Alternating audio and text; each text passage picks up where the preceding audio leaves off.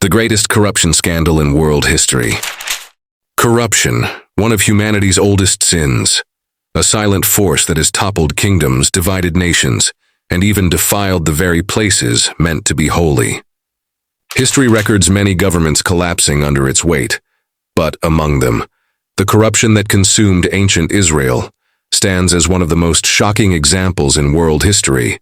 A nation once chosen by God, split into Judah and Israel, torn apart by political rivalries, power struggles, and the decay of the temple system. Then corruption reached the very heart of worship. The result? The Babylonian exile. The people scattered. The temple destroyed. The nation shattered. Corruption wasn't just a financial crime. It was the visible sign of a people drifting away from God and destroying themselves from within. Corruption costs lives. Many suffer and die due to poverty caused by corrupt systems, and the greatest sacrifice humanity has ever seen because of corruption is Jesus Christ. Those who offered him as a sacrifice for the sake of corruption were the Pharisees and Sadducees. Why did the Pharisees and Sadducees want to kill Jesus Christ? Yes, Jesus Christ walked to the cross willingly. No one forced his life from him. He laid it down himself. But the question still matters. Why did they want him dead? What drove them to make such a choice? To understand that, we must first understand the two powerful groups of that time. Who were the Sadducees and Pharisees?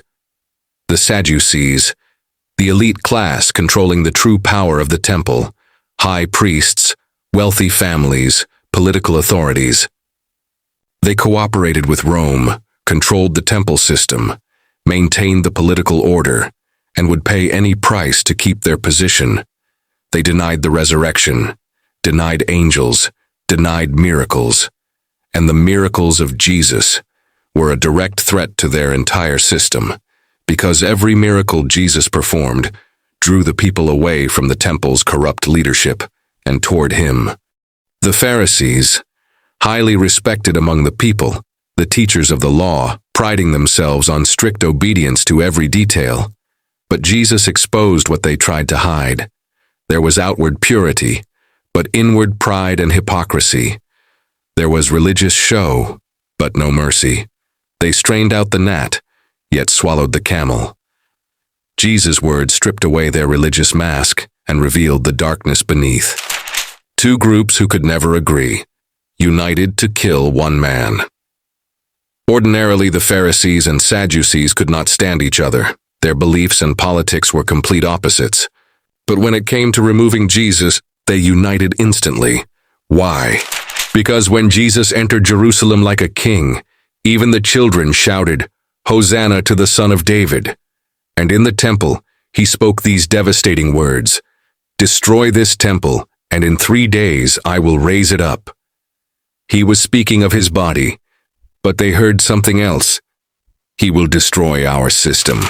So what was the main reason they wanted Jesus dead? Scripture tells us plainly, if we let him go on like this, everyone will believe in him, and the Romans will come and take away our nation and our temple. John 11:48. But the truth is this, they weren't afraid of Rome, they weren't afraid of Jesus becoming king, they weren't afraid of the people being free. Their real fear was this: Jesus will expose the corruption in the temple. We will lose our power, our wealth, our control. Our entire system will collapse. And so the Pharisees and Sadducees, once enemies, united to carry out the greatest cover-up of the greatest corruption scandal in history, by killing the only truly innocent man who ever lived. Please don't forget to follow.